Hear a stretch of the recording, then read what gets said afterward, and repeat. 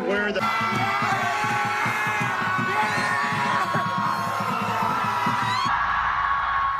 Well, Ben Shapiro is the editor-in-chief of the Daily Wire, syndicated columnist, and still chuckles at that video that we've been watching for the last week, commemorating the 1 year since Donald Trump shocked the world and won the election. Ben, why do you laugh? Well, I mean, if one thing could make Trump's presidency worth it, it's that video. That video is spectacular. Some Republicans were screaming too, right? Well, that some is true still are screaming. Yeah, well, I think that's true. But the reaction of the left to Trump's presidency, and really over the last 2 years, I think, in the run-up to the election, has been so extreme that it wasn't really a surprise to see people screaming at the sky. I'm not sure how they think it's going to help, but...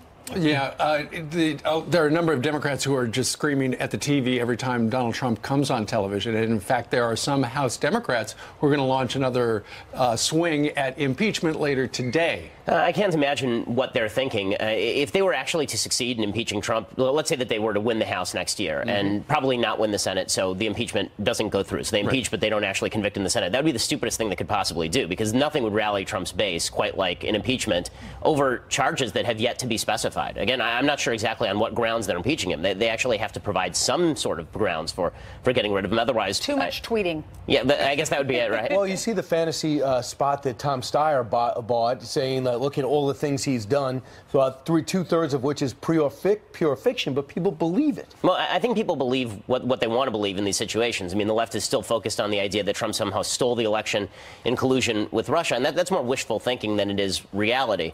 The better move for the Democrats seems to be happening actually now, which is that they're throwing Hillary Clinton under the bus piece by piece, and doing that, moving away from this election cycle, I think is probably their best hope for regaining power. The longer they are stuck in relitigating the 2016 election, the worse it is for them, the better it is for President Trump. I've been looking at your day planner. You're supposed to go to Tufts University to give a talk, but they're trying to pull the funding for the security. What's going on? I'd heard something like that. I know a lot of the left students have been protesting and yelling at the administration and suggesting that I create an unsafe environment. This is the sort of... How do you do that? I don't know. I don't seem that physically imposing to me. But but apparently all the things that I say, particularly when I talk about the idea that men are men and women are women, or when I talk about America being a country of individualism where white privilege is not the rule, when I say these things, it makes people feel insulted and they get very offended. Well, maybe it's because to the students there, they feel that that is their safe place and you should not invade it. Yes, I think that they've really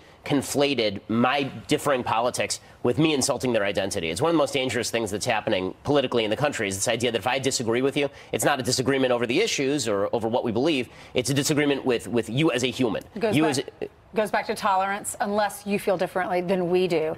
How many colleges have refused for you, or you've had a situation like this, a hiccup, where you weren't able to talk? Well, I mean, there are a bunch of colleges. Yeah, so Berkeley, there was University of Wisconsin. We had protesters that held up the speech so much that the legislature actually passed a bill. We had Cal State Los Angeles, where there was a near riot. DePaul University threatened to arrest me if I stepped on campus. For what? But you were invited. But you were invited. I was invited by the students, and then the administration. I was literally standing in front of their security chief, and they brought in the Cook County sheriff, and they said, if you take one more step, we'll arrest you. Well, let's talk about what Tufts said. Here's what the Student Action in Tufts United for Immigrant Justice Facebook event said. Ben Shapiro's history of spreading fake news and fear-mongering, particularly around issues of immigration, has put many of our communities in intangible amounts of danger. If Ben Shapiro is invited to campus, he will be given a legitimate platform to continue spreading these lies. Do you even recognize that description? Do you feel like you're dangerous? I mean, no, and that's also a pretty astonishing statement, particularly about my statements on immigration. I mean, I've been for a wall. I'm for immigration enforcement, but my actual position on immigration is to increase legal immigration and to ensure that the people who are here we assess on a case-by-case basis and put them at the back of the line if we think they should stay, and throw them out if we think they ought to go. But that doesn't seem like a particularly hard-line position, even by kind of normal political measures. Does this insult you personally? I don't get insulted as much as bemused. I'm sort of confused as to why exactly people are so exercised over me showing up on their campus. But in a perverse way, the controversy is probably good for your personal brand, because it's like, oh, that Ben Shapiro, he's a troublemaker. We want to hear from him. Yeah, I think that's right. I mean, we're packing lecture halls across the country. I mean, we're showing up in lecture halls of 1,000, 2,000 people, and we're packing them. I spoke at UCLA the other night, and it was a 600-person hall, but they had 1,400 people who had registered beyond that. So people are interested in hearing the message. The stupidest thing that the left can do is do to me the exact same thing they've done to President Trump. You know, go overboard and make the issue about me as opposed to make the issue about the issue. I have a pretty good source that says you're also getting rejected at Syracuse, even though the Republican Party wants you to come. The administration doesn't. That wouldn't be surprising at all. I mean, they don't want the controversy. They don't want what they perceive to be the security risk, even though the past few lectures I've done, there really hasn't been any opposition at all. I mean, at Berkeley, there were 600 police officers and, you know, some members of Antifa, but that was about it. Where do you stand on Roy Moore? Do you think he should be seated if wins? No, I don't think he should be seated if he wins. Because you just think that he is not worthy? Yes.